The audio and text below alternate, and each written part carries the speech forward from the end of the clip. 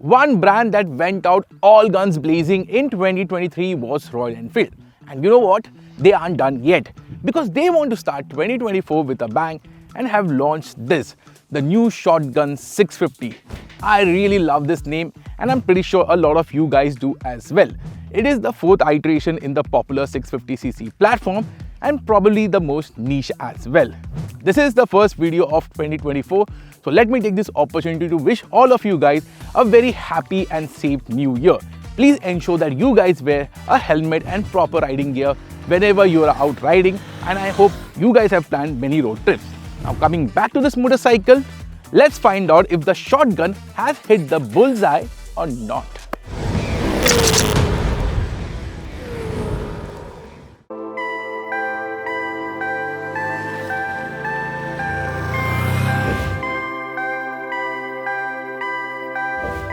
The biggest highlight of the Shotgun is its styling. It has the proper bobber essence in form and presence.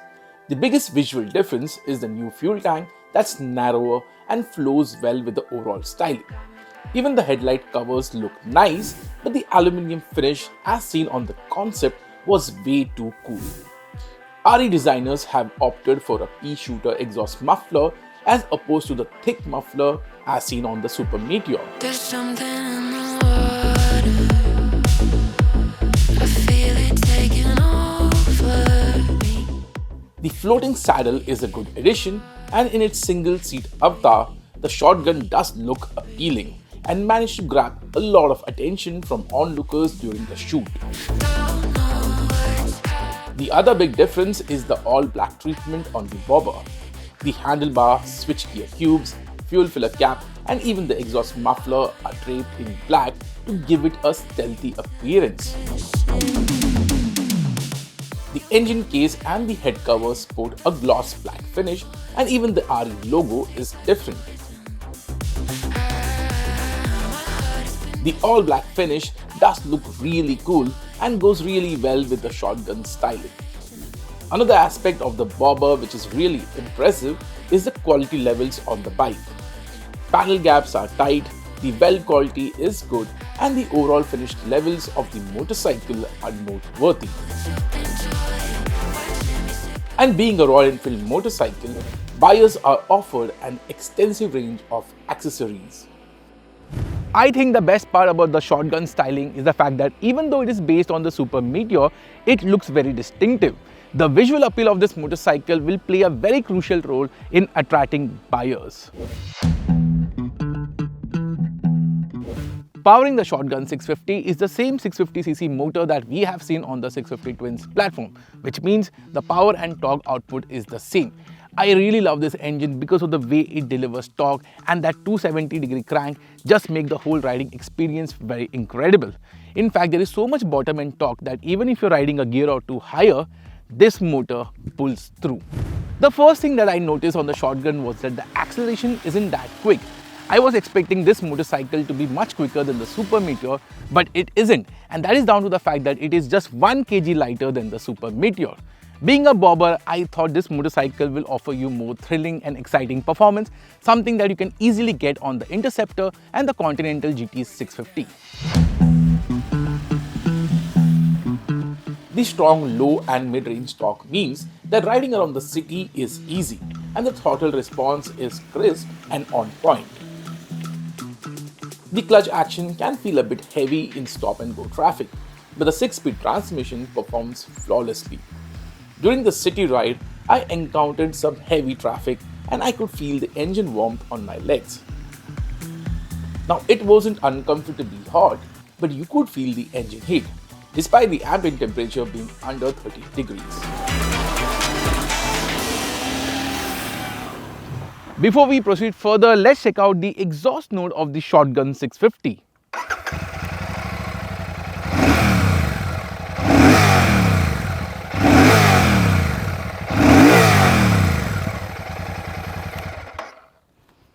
The exhaust note is very similar to the Interceptor and the Conti 650, which means it is bassy and loud.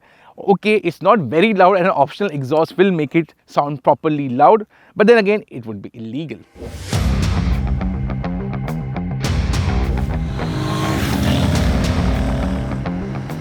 Royal Enfield claims 22 kilometers per liter, but I think it's a very conservative figure, and you can get around 23 to 27 kmpl if you ride in a chilled manner. Compared to the Super Meteor, the shotgun has a smaller fuel tank, and that means lesser range.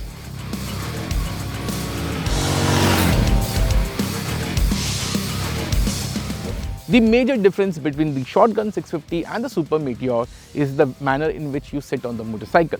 Now before I get into that, let us address the seat height. The seat height of the Shotgun is 795 mm, which is very high compared to the Super Meteor. However, it's not bothersome because the seat height is on the lower end and even shorter riders won't find it difficult. The seat height on this motorcycle is 795, which is almost 10 mm less than the Interceptor. I am 5 feet 10 and I can easily flat foot on this motorcycle. Also, I think it is much narrower than the Interceptor. Now coming to the riding posture, you get a nice flat handlebar. The foot peg is center set.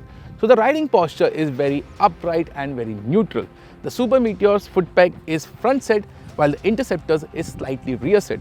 So in terms of the riding posture, the Shotgun has the most comfortable and natural riding posture among all the 650cc twins.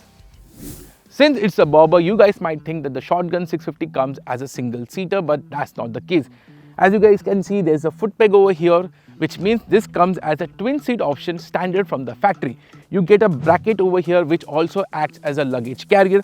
On top of that, you can put the pillion seat and it can be easily removed through a key. So how's the pillion seat and how's the pillion seat comfort is something we can only answer in a proper road test video, because Royal Enfield has sent us a single seat option.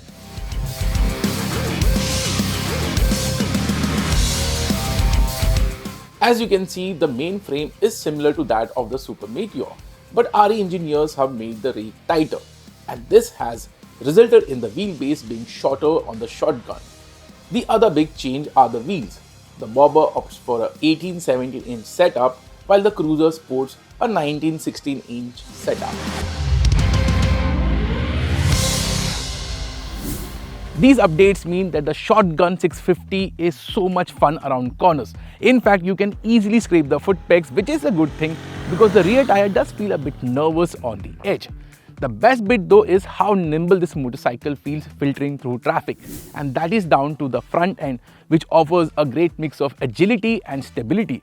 I feel it is high time that Royal Enfield offers this upside down fork on the Interceptor and the Conti 650 because it will improve their handling dynamics massively. The Shotgun 650 has 5mm more ground clearance than the Super Meteor 650. Having said that, it is 34 mm lesser than the Interceptor 650. However, not once did the bottom lid get scraped while going over the many speed breakers during the shoot.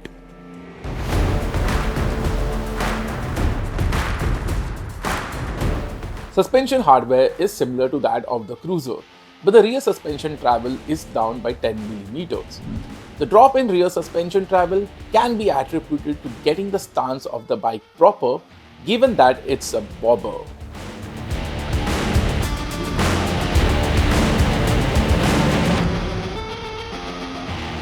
Despite the suspension travel being lesser than the Super Meteor 650, the Shotgun offers a better ride quality. Surprise, let me explain. There are two aspects. The first thing is the way you sit on the motorcycle. Since you sit very upright on the Shotgun, you don't load up your tailbone like you do on the Super Meteor 650, which means while going over bad roads, you don't feel too many jolts. The second aspect is the spring rate of the suspension, which is different compared to the Super Meteor. So even though the travel is lesser, it offers a slightly better ride quality. Having said that, the Shotgun 650 is still on the stiffer side. So while riding over potholes or broken roads, you better be careful.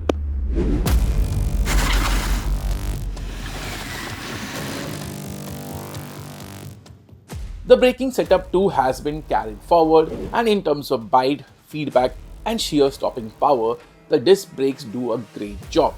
However, under hard braking, the rear tire did slide a bit on few occasions.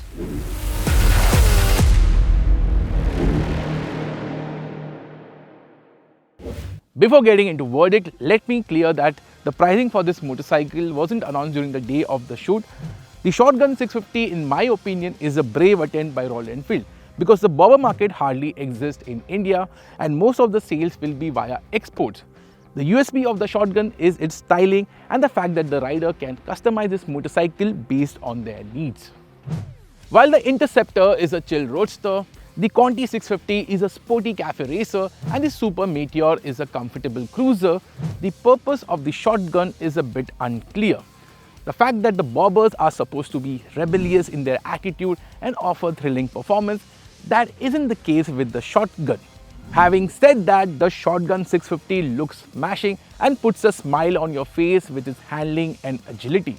So if you're fine with the above shortcomings and want to make a style statement, I say pull the trigger.